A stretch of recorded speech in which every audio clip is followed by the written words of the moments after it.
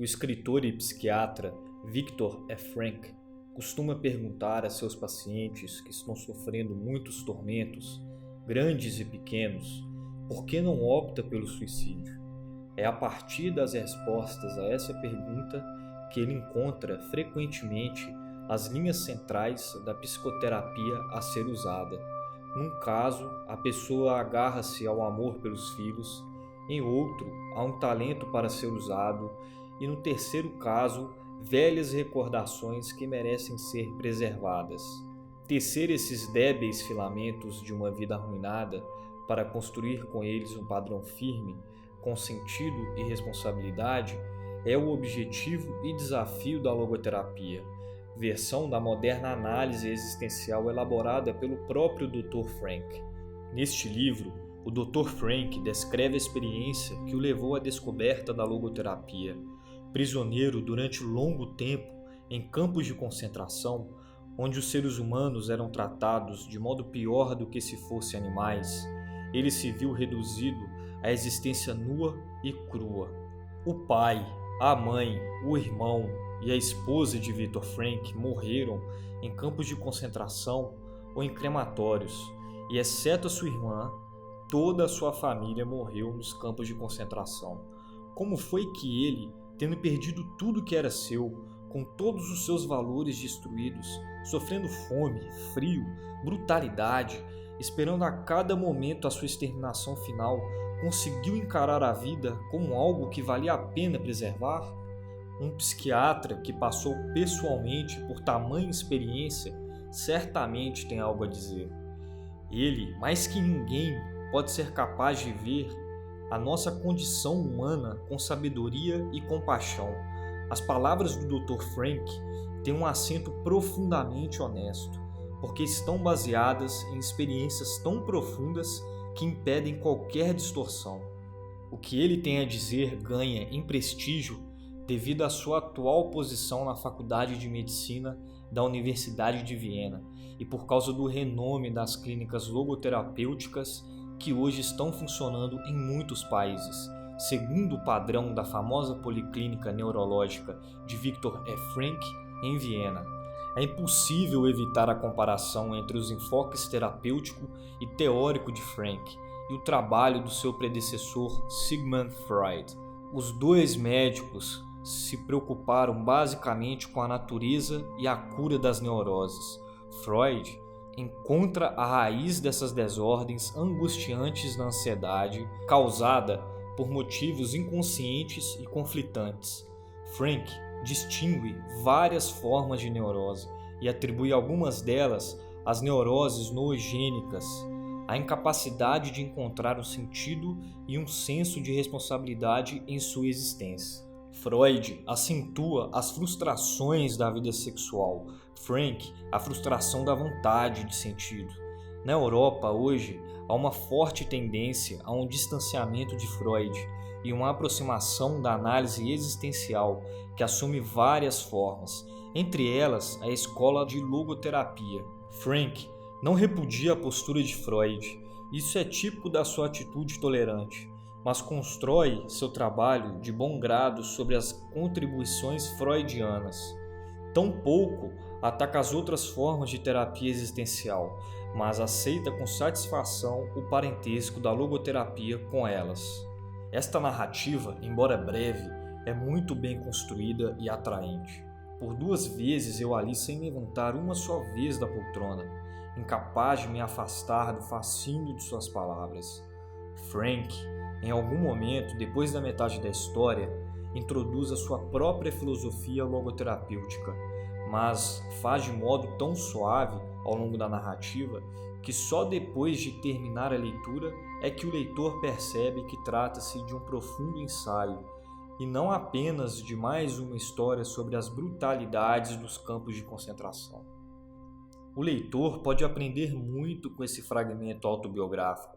Ele percebe o que um ser humano faz quando subitamente compreende que não tem nada a perder senão sua existência tão ridiculamente nua.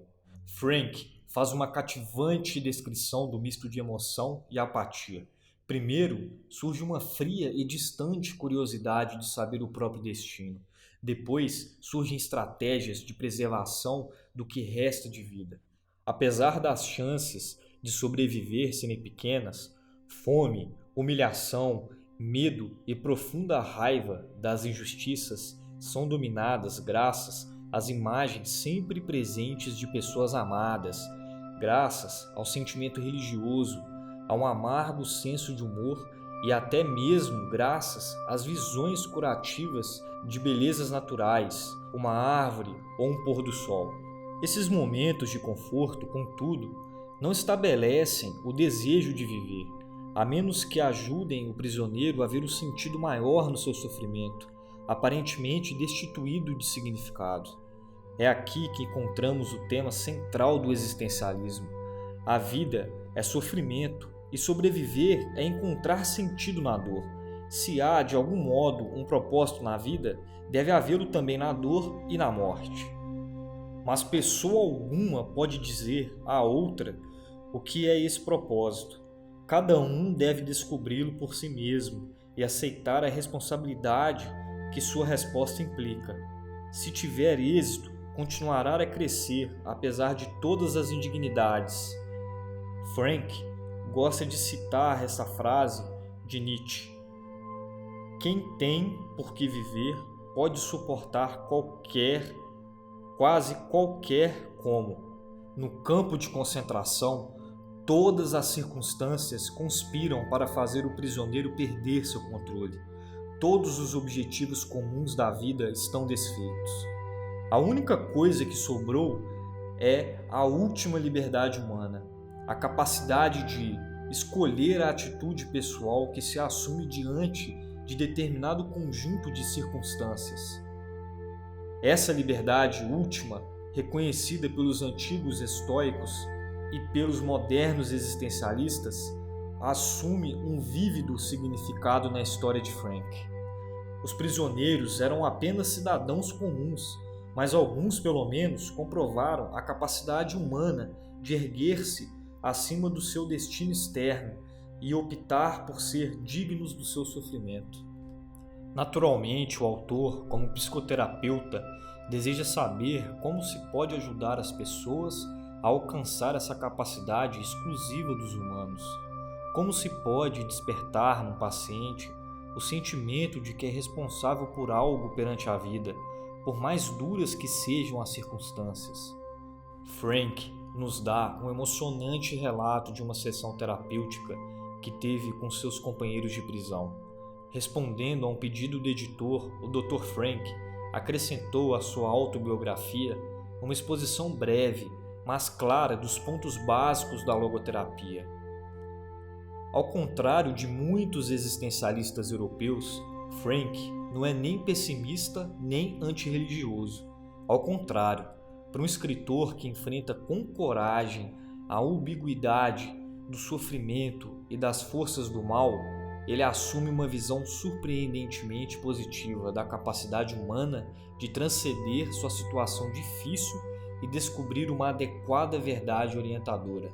Recomendo sinceramente este pequeno livro, porque é uma obra-prima de narrativa dramática focalizada nos mais profundos problemas humanos, tem méritos literários e filosóficos e fornece uma estimulante introdução a um dos mais significativos movimentos psicológicos de nossos dias.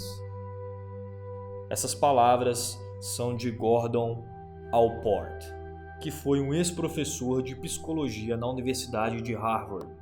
É um dos maiores escritores e professores nessa área no Hemisfério Norte, publicou numerosos livros sobre psicologia e foi o editor do Journal of Abnormal and Social Psychology. Foi principalmente através do trabalho pioneiro do professor Allport que a importante teoria de Frank foi introduzida nos Estados Unidos. Além disso, é em grande parte graças a ele que o interesse em torno da logoterapia tem crescido exponencialmente nesse país. Gostou deste audiobook? Confira o resto do livro se inscrevendo neste canal e ativando o sininho. Deixe também o seu like e comente abaixo sugestões de livros que deseja ouvir. Até logo!